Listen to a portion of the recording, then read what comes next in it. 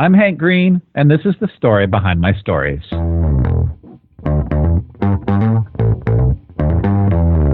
You're listening to the Author Stories Podcast, bringing you the story behind the stories and the storytellers. Margaret White, Terry Brooks, Sheena Kamal, Matthew Quick, JT Ellison, Walt D. Williams, Brad Thor, Corey Doctorow, Brandon Sanderson, Robin Mom, Ernest Klein, Jim Butcher, Sherwin Harris. Visit hankgarner.com for archives of all the shows. Today's guest is Hank Green. Thanks for tuning in to the Author Stories Podcast. It's episode 474. My guest today is Hank Green. You know him from Vlogbrothers, Crash Course, SciShow, and all over the internet. This is a fantastic show. We recorded it about a week ago. The book is out now. It came out yesterday, and it's really funny. It's really funny and a lot of fun. Kind of adding the fun adventure back to science fiction. I think you guys are really going to love this. Today's show is sponsored by Stefan Boltz, C. Stephen Manley, Patricia Gilliam, and George Weir, some of my favorite science fiction and fantasy writers. There's links to their work in the show notes at hankgarner.com. Be sure to check it out and support the people that support the show. Right after the show, we're going to have an audiobook clip from Richard Gleaves, the Jason Crane series. Thank you for listening. Be sure to subscribe at hankgarner.com. Well, thanks for joining me again for the Author Stories Podcast, where I bring you the story behind the stories and the storytellers. Today, I am super excited to have Hank Green on the show with me today. If you have been on the internet for the last, 11 years or so, then you probably have had a difficult time avoiding Hank Green. He's kind of into everything. And let's go ahead and get this out of the way. He is one half of Vlogbrothers with his brother John, whom you probably have never heard of. But he's a good guy too. And, Hank, thanks so much for coming on the show with me today. Yeah, absolutely. Yeah. Hank, we begin each show with the same question, and that question is, what is your first memory of wanting to be a writer or storyteller? Is probably sitting on my bed, reading Jurassic Park, thinking, could I do this to someone else? That was what year would that have been? 1995, maybe? Yeah. 1996? And when I was 15 or 16 years old, really wanting, when that spell is being cast upon you, it was very hard for me not to imagine what it would be like to cast it on someone else. Right. What a great picture. I love that stories can not only entertain and captivate us, but they can also ignite something, and bring about that same desire to bring the same kind of joy and immersion to someone else.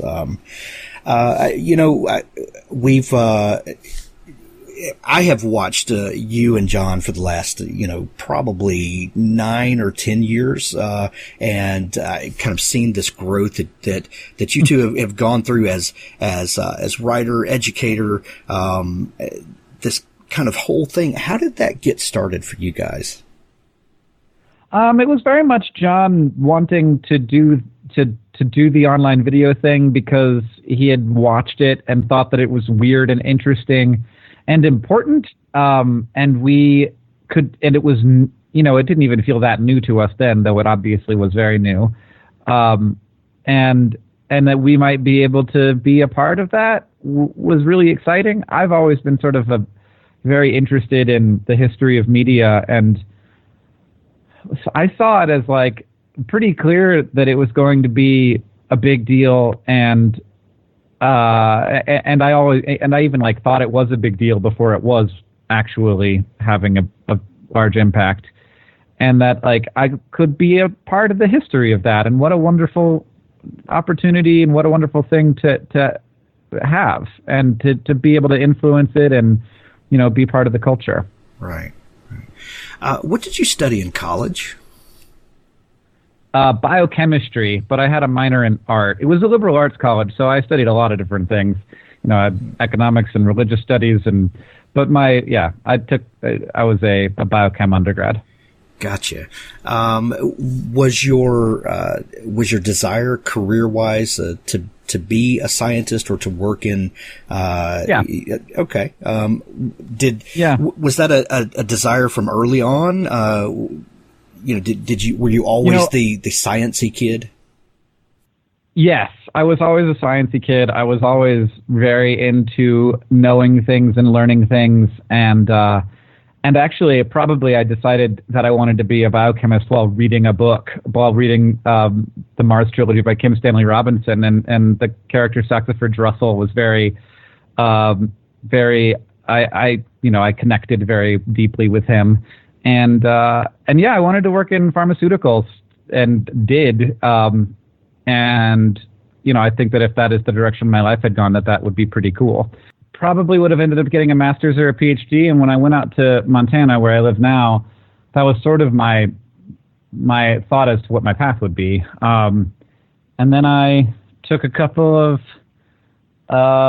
writing classes and also some environmental studies classes, like nonprofit management and stuff, and got really into that and did that for a long time. Did you ever feel maybe a contradiction, or maybe contradiction is not the right word, but those two areas of your life kind of fighting against each other, the creative side, the storytelling, and the love for learning and for the biochemistry and that sort of thing? Yeah. I think that the difference there for me is, one is creation, one is discovery. So in chemistry, like, your goal is to find out things that nobody knows about the world. And whether that's like how a chemical affects the human body, or it's like how a chemical exists and works at all, like why it is the shape that it is, or you don't need to know too much about chemistry, you know what I mean? Right. Whereas creation is really like, there is an element of like, I'm in charge, I create this world, and ultimately what's in that world is not something I'm discovering so much as something that I'm making. And I love both of those things, but it turns out that I actually, like, ultimately a lot of what I loved about science was communicating it, and so I really loved tutoring and teaching and taking what my professors had taught me and like imagining it in different ways and like thinking of different ways to share that information that might be helpful to other people or might make it easier for them to understand because they come from a different background or just aren't stodgy old chemistry teachers. So that is something that I actually ended up doing for a living and still do for a living. In addition to this fiction thing, is the vast majority of the words that I have written have been about have been creative nonfiction of one sort or another. Right, and you've taken kind of both of those passions and rolled them into something that that has kind of taken a life of its own with SciShow and Crash Course.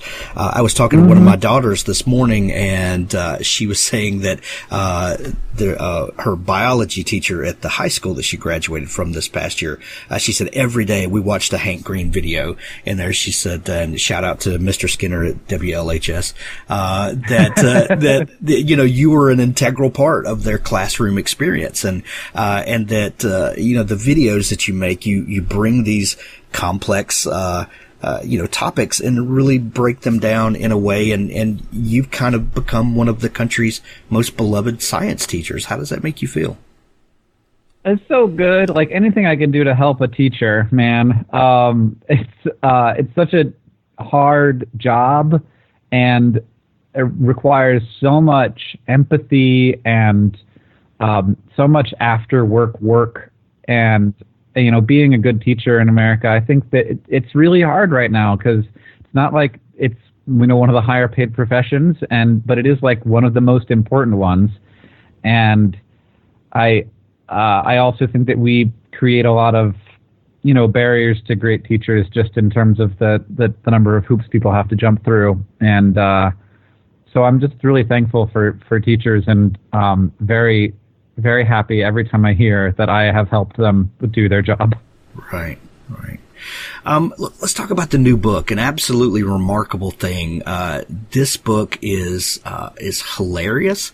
It's really funny. It's really, but it also is a great science fiction book. You really have taken several genres, merged them together.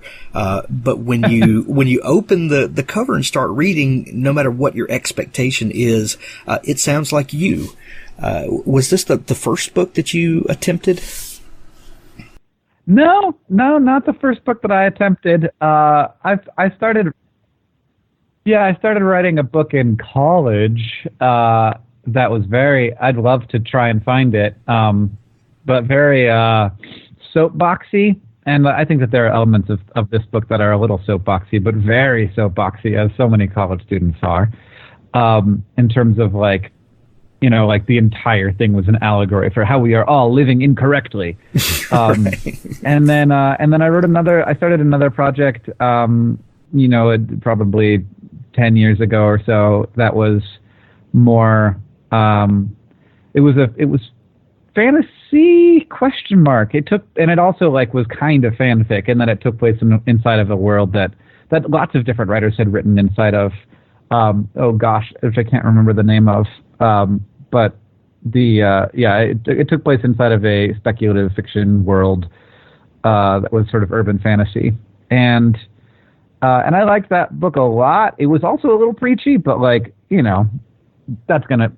don't actually dislike that as a thing. I liked for a book to have a perspective, and it was also very adventure-y in maybe even more so than this book. There were a lot more fist fights and guns, so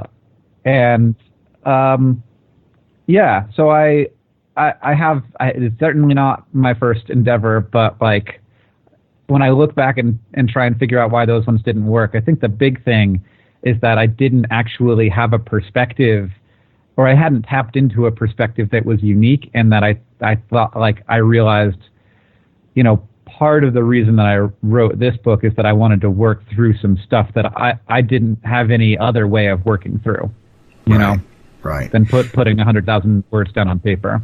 Right. Well, let's kind of talk about that for a second. What is the difference in being preachy and knowing that the author has a confident perspective? Because I'm like you, I like to know that the writer stands for something, and I like to know that the story's going somewhere. But I don't necessarily like to be force fed, like foie gras, that this whatever this person's thing of the day is. So how do you balance that, and how do you know as a writer when you've crossed that line? I think it's hard, and I think that it's going to be different for every reader, and that ultimately a lot of that will come down to whether you actually can accept the perspective of the author, or if it's too different from your values and your worldview. And if it's too different, you're going to see it as preachy. You're going to be like you didn't get me to the point where I understood this as a possible thing that can happen in the world. And so to that person who like my worldview says that you can't, that this thing wouldn't happen, it's going to feel false, and it's going to feel like you're trying to achieve something rather than trying to tell a story about something that could easily happen. And I think that's sort of the balance there. But ultimately, everybody has a worldview, everybody has values, and so you have to tell a story that meshes and matches with your values. And also, I think a story can change an author's values as they go through it, and it can change your perspective. My perspective was very much changed by watching April go through this process, and I became more sympathetic to a lot of people who I see making content on the internet that I don't necessarily like, or I don't like the way that they approach their audience or whatever, because I have a pretty traditional view. So I actually became more accepting of some things that I might have started out trying to be very critical of, and ended up being but maybe it's better instead of just critiquing to try to understand. And that was very surprisingly helpful for me. And also in forgiving myself for sometimes. Right. And that's something we never talk about. We talk all the time about reading a book and how, we all have a stack of books that we say this book changed my life. And it, as cliche as that is, I can point to books that actually changed the way I think about things. But we don't think about the writer changing in the writing of that book. Oh, well, I mean, I don't know. I've only written one book. And I have author friends, but I haven't had that conversation. But I imagine that it happens a lot. Sure. It has to. For it to have that sort of impact on the reader, you would think that that's being, transmitted through the page. But that's something to think about. Yeah, and I also think that part of it is if you come in with this confident perspective of here's what I want to achieve with my book, and you let that drive if you let your ideology drive the plot, then it's more likely to, I think, seem preachy. Whereas if you let the theme drive the plot, but also let the theme inform ideology, I think that is more likely to end up with a book that feels like it has a perspective, but isn't trying to sort of create a world in which that perspective is the obvious one. And that's the thing to avoid, that sort of Randian, here, I've created this world in which this perspective now seems so obvious, and isn't it so clear that everything, that my philosophy is correct? Well, it's yes, but you've created a world in which that philosophy is correct. Right. So a little bit of humility with your worldview can go a long way in storytelling. Yeah, I mean, people don't tend to describe me as humble, so I don't know if that's my secret sauce. But that's hilarious. Tell me a little bit about April May. The book opens with this great character, and we are immediately dropped into her head, and we learn a lot about her. In the very first paragraph, we kind of get a look into her character, her nature, and we get the idea from the very first page that even though she's telling us this story, she might not be a completely trustworthy narrator because she kind of tells us so on the first page, that she is slanting the story for her benefit. Where did this character come from for you, and how was it getting inside her head? I don't know. It in that way where we were talking earlier about discovery versus creation, it never felt like creation to me. It always felt like I would write something and I'd be like, April wouldn't say that, and I'd be like, how do I know that? And I just wouldn't know. It's just it was.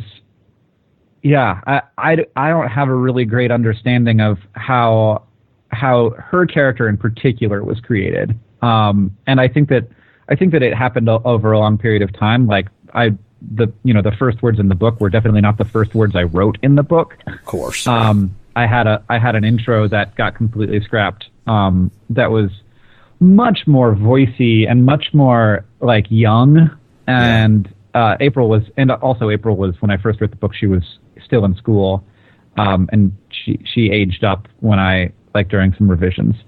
So because it just didn't make any sense for her to be so confident in her perspectives as she just knew too much about herself, I think. But that process felt like a process of discovery to me, not a process of creation, and I don't really know how to explain that. The book has this sort of macro story that's going on, and then we also have this micro story of what's going on with April in the midst of this bigger thing. How did the idea for the big story come to you? The big story came to me first, and that, I think first of all, spoiler alert, I love first contact stories, and I think that they are such a beautiful, perfect lens for seeing ourselves, because, you can't understand yourself until you meet another person. You can't see yourself like except through someone else's eyes. And so like I think that one person alone on the world wouldn't think of themselves as a person. And in a similar way, I think that we have to create external species in order to examine ourselves. And that's why first contact stories are very popular, and why I think that they are popular both from a writing perspective and a reading perspective, and why they're so useful. So I kind of wanted that, and I also like I had this. To me, the process of writing is connecting great scenes, and like I had this idea for a great scene, which happens like midway through the book and involves grape jelly, and I had the idea for that scene, and I was just like, I need to build a book around this scene. That's amazing. That's like, amazing. What would the book look like that would lead to this? Of course, it's a first contact story. How could it not be when you've got grape jelly? People who have read the book will understand this sentence. People who have not will be very confused. Yes. You said that you aged April up for the in the final editing, but was April always the protagonist of the story, or were there other characters that maybe didn't cut the mustard? April was always the protagonist, and it was always written as from her perspective as a memoir, and that I think was in part a necessity for me because like I have written a lot of words of nonfiction, but also like personal nonfiction, and so I like in a way a lot of Vlogbrothers videos, if you compiled them, would be a bit of memoir, and so like that was just a format that I was comfortable with, and you know, and that helped me a lot in having experience, having written that way, rather than trying to, tell a story in like the more normal way. Not that this isn't normal. There's lots of perspectives and ways to write a story. But like that, I felt like that was when I started writing that way. I was like, this is easy, whereas everything else had been like, I'm confused. How do authors do this? Right. In writing it from her perspective as memoir, what did it allow you to do? And we talked about that on the first page when she says that this is definitely slanted in her favor. What did that allow you to do in the storytelling to maybe keep the reader guessing as to what's really going on? Where's the real truth behind this? Was that something you thought about from the beginning, kind of applying that filter to the story? Yeah, that was a really like fun challenge for me to like, it's like in the perspective of the story, we've all experienced this before, and this is just April telling it from her perspective. Like April's version of the universe has everyone in the world already knowing what happened. And so to write in both a way that would make sense in universe where people are just getting April's side of the story, but also work in our universe where people are hearing this for the first time was a really fun challenge. And I liked that. And like keeping both of those audiences in mind as I was writing it was kind of like surprisingly easy for me, and also maybe a little inspiring at times. It sort of allowed, and like not knowing what's going to happen, but April is able to say things like, like you can just skip it. Like if you just want to know the juicy drama, like that was the big story, you can skip ahead. Like go ahead, go to chapter 22. Like I don't care. Right. But if you want to hear my side of the story, like come with it, come through this with me. Like that was really fun, and it did like it did create times where it was like April is talking about something that you don't know about yet. She's referencing, like she's talking about how she's going to be like one of the most important people in the world, and or that she is. Like in her world, she already is one of the most important people in the world. But like at the start of the story, she's just a 23-year-old like flunky at a design firm. Right. One of the other big themes of this book is fame and people that are thrust into fame, or fame is thrust upon them, and how they deal with the sudden attention and the things that come along with that no one ever thinks about or predicts. Where did the idea for that element of the story come from? That so many people now are dealing with fame. Like, I feel like a higher percentage of people than once. I feel like fame has fractured, and now we have a world where like there are lots of people who have like small but very dedicated audiences and don't know how to deal with that. Like they don't have the infrastructure to deal with it because it's new. Like it's a sort of a new phenomenon, at least in modern culture. I think that like if you go back far enough, you might find that this isn't actually that weird, and that there were always, the like sort of people who were powerful with small groups. But yeah, and like that sort of that desire for and seeking of attention is pretty human and universal. But like I think that fame has changed, not in what it is mechanically, but in what in how it is like applied throughout society, and so we need new systems for helping people deal with it, both people who are having that attention and having that notoriety, and for people who are having relationships with, like, whether that relationship is like what we call parasocial relationships, where you don't actually know the person but you have this feeling that you know them, or whether that relationship is like, I am actually going to interact with this person and deal with them because we are coworkers or because we are dating or whatever, and like, or because I'm their therapist, and like knowing how to handle people who have that experience in the public eye. All right. Hank, in writing a book, it's a time-consuming process, and the whole thing is very stretched out, which is probably very different than maybe your experience with Vlogbrothers, where you come up with a topic, you record a video, maybe it's a couple 3 days long, maybe a week. Not even that, yeah. Whereas a novel is, sometimes a year or two, before it actually gets out to people. How have you dealt with the elongated process of this compared to what your typical creation cycle is like?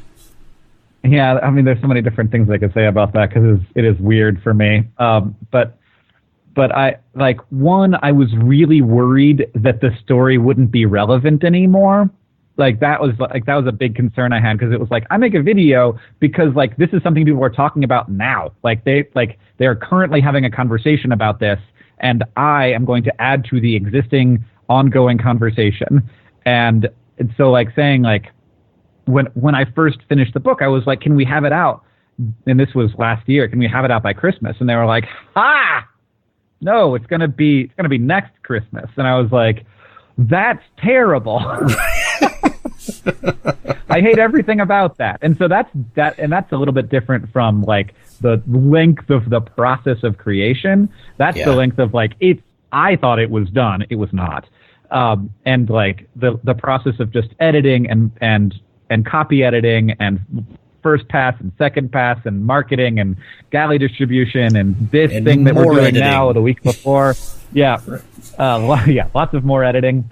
And so that was really a surprise, and I having talked to people, it's normal, but I hated it. And then there's the process of actually making something for 4 years, and nothing writes a novel but time. It just takes time, and so it's just I have to schedule 2 hours a day to work on this 3 times a week, or it's just not going to happen. And so that process was very different from making a Vlogbrothers video. And making a video, I sort of see the way that I do it, especially, is a sort of brute force creation, where brute force hacking is where you just try and hit every possible string, and then until you get the password, or whatever. And so I feel in a way, I've been a brute force creator in that I make a video and I see the response to the video, and then I make another video and I see the response to the video and I make another video, and I'm getting to good by receiving feedback very rapidly. And so that's how I've honed my ability to make content, is by listening to people's reactions to something that it took me, probably 8 hours to make. And then the book process is like, that is like, you sit there alone and you make a pot and you're trying to figure out, how am I going to make the most beautiful pot? But I'm the only person who gets to look at the pot, and I'm working on one pot. And really what I should probably be doing is working on like 100 pots, because I need to like make a bunch of bad ones before I can make a good one. And yeah, so that was hard. And so it's like, it was sort of a process of like making the pot and then like punching it a bunch and being like, this was a bad pot. And you make the pot again, but you make it with the same clay. Right. Well, the end product is absolutely fantastic, and absolutely remarkable thing is on sale everywhere now, hardback, Kindle, audiobook. Hank, thank you so much for coming on the show. I know that as people are listening to this, the book is out now, and you are actually on tour. You're doing several dates with your upstart brother who's trying to break into the business. And then the second week, I think you've got a bunch of other creators that are joining you. Where can people find all about you, tour dates, and all the stuff that you're into? My name is Hank Green, and you can find all that information at hankgreen.com. Excellent. Hank, thank you so much for taking time to come on the show. We're going to send everyone to pick up a copy of the book. Thanks so much. Thank you. Thanks for listening to the Author Stories podcast. For more great author interviews like this one, go to hankgarner.com and dig through the archives. There's something there I know you'll love. Now stay tuned for a special audio clip from Richard Gleaves' The Jason Crane series. Didn't your dad teach you not to trespass? Yeah. Sorry, I'll go. Joey stepped forward, but Hedwig remained motionless, blocking the only exit. No. Someone needs to learn a lesson about respecting other people's property. Joey felt unnerved and panicky. Please, Hedwig. Mr. Van Brunt. Please, Mr. Van Brunt. May I go now? Please? Not such a smart-ass now, are you? His voice grew flat and contemptuous. You little bastards think you run the world, but you have no idea. No idea where your food comes from, what your parents have to go through to put clothes on your back. Humiliating jobs, long hours, going gray, to provide for you. What are you talking about? Life. Real life. You think it's easy, don't you? Don't you? Those stupid adults doing their stupid adult things while you play all day. Well, it's hard. You hear me? It's hard. Joey's breath caught. He knew what Hedwig was capable of. What did you do to Jason? Nothing. Where is he then? Jason's run away from home. I don't believe you. I don't care what you believe. I'm the adult. I ask the questions. What did you do to my son? To Zeph? Is Zeph okay? No, he's not. Zeph is not okay. And it was you, wasn't it? You're the one who did it. Who did what? Who twisted his mind. I haven't done anything to Zeph. Don't lie to me! Hedwig raised a hand, and a fireball blossomed there. Joey had never seen Hedwig's gift before. The man held a piece of hell. His face looked like something carved from driftwood, full of cracks and crevices. His eyes were shadowed and vacant, but glittering with flame, like knotholes full of fireflies. Yeah, someone's mind had twisted, but not Zeph's. Hedwig's gone batshit. Hedwig passed the fireball from one hand to the other. Did Zeph send you for his things? I know you know where he is. He said he was in love with you. Hedwig made it sound as if Zeph had confessed to murder. Is that true? I don't know.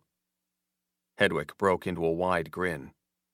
Well, we can find out, can't we? He's a Pynchon, right? A Pynchon would know. No what? You're not making sense. It's their gift. The Pynchon gift. My son's a Pynchon, like his whore of a mother. And Pynchons are telepaths. They always know when the people they love are in danger. Joey's eyes had gone wide. He blinked, trying to process the information. Zeph had a gift? For sure? They have a psychic alarm. If you hurt someone they love, they come running. He raised the fireball. So let's find out. Let's find out if Zeph really loves you. Let's see if he's a fag or not. I know he's not. You'll see. He won't feel a thing when I do it. When you do what? When I burn you black. Joey went cold. Hedwig meant it.